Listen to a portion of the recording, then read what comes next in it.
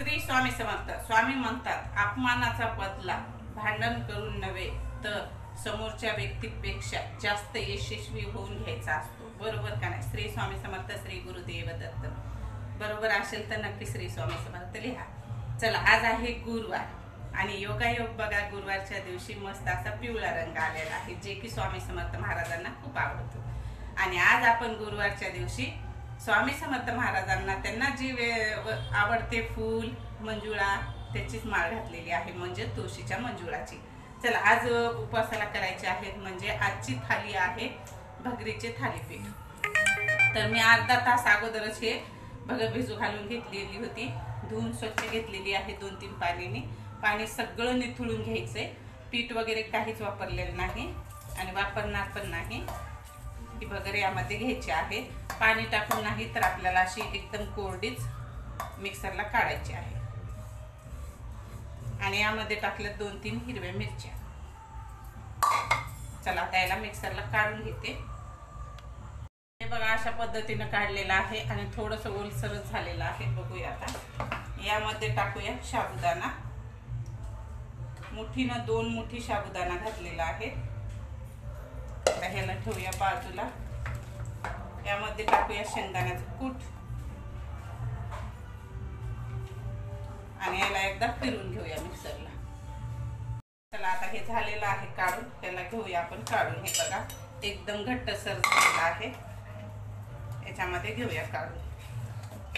थोडस ओली होती भगर, मग एकदम घट्ट आता उंडा झालेला आहे. बघू शकता.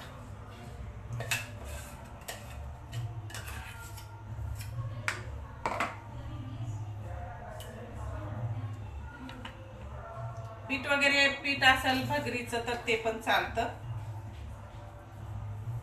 आणि तुम्हाला आजची पूजा दाखवते, आजची माळ पण दाखवते घातलेली. अगोदर हे बॅटर आपण तयार करून ठेवूया. मग दांड्याचा आवाज येत असेल, दांड्या खेळायला जायचे. मी जाणार नाही. आता ह्याच्यामध्ये टाकायचे आहे 2 काकडी आणि 1 बटाटा टाकायचा. ज्या खिसणीनं काकडी खिसलेली आहे त्याच बाजूने बटाटा पण खिसून घ्यायचा. बटाटा अगोदर खिसला नाही कारण काळा पडतोय म्हणून.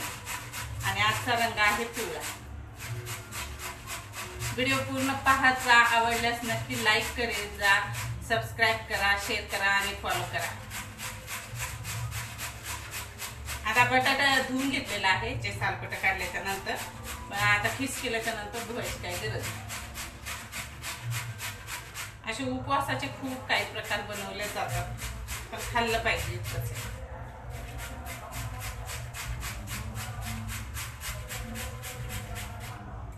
खिसून झालेला आहे. त्याला ठेवूया बाजूला. आता ह्याच्यामध्ये टाकूया चवीपुरतं मीठ. एवढं लागतं.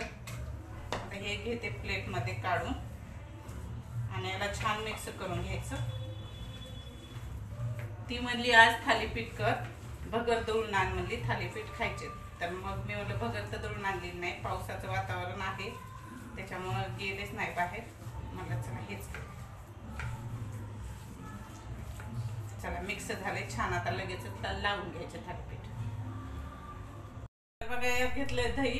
आता याच्यामध्ये थोडस लाल तिखट, चवीपुरतं मीठ, त्याच्यासोबत खायला चटणी, 2 चमचे शेंगदाण्याचा कूट. आता ह्याच्यामध्ये जिरे वगैरे खात असेल तर आपण तडका पण देऊ शकतो, पण आम्ही जिरे वापरत नाही त्याच्यामुळे जिरे नाही टाकले. मी फक्त सिंपलच करणार आहे.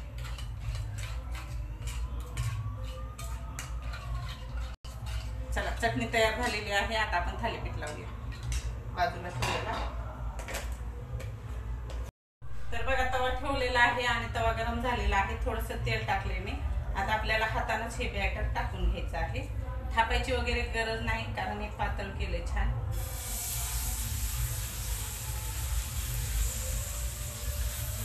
एकदम झटपट होतात हे थालीपीठ. आणि थालीपीठ थोडेसे जाडसरच असतात. पीठ असेल तर घट्ट उंडा होतो, नाहीतर असत होते.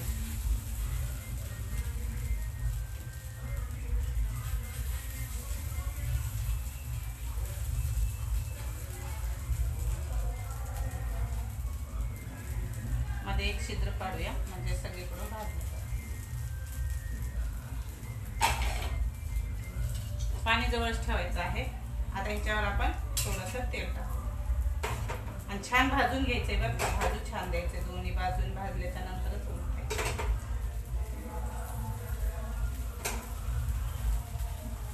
आता याला झाकून ठेवून घ्यायचं. छान भाजला एक साईडनं, मस्त पलटी करून घ्यायचंय.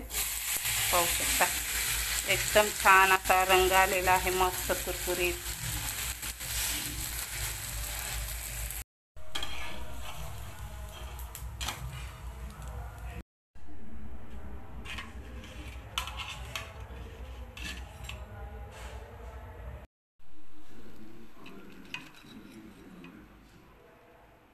चला, एकदम खुसखुशीत खमंग असे थालीपीठ झालेले आहेत उपवासाचे. अशा पद्धतीने नक्की करून बघा. व्हिडिओ मोठा झाला तरी स्किप करू नका, पूर्ण टिप्स सहित सांगितलेलं आहे. नक्की करून बघा, खूप छान टेस्टी लागतात खायला आणि खूपच भारी झाले. अगदी म्हातारे माणसं सुद्धा नवरात्रीचे उपवास करू शकतात. अशा पद्धतीचं त्यांना खायला करून दिलं तर, जे दात नाहीत त्यांनी सुद्धा. पाहू शकता किती नरम आणि पौष्टिक आहे. काकडी आहे, बटाटा आहे.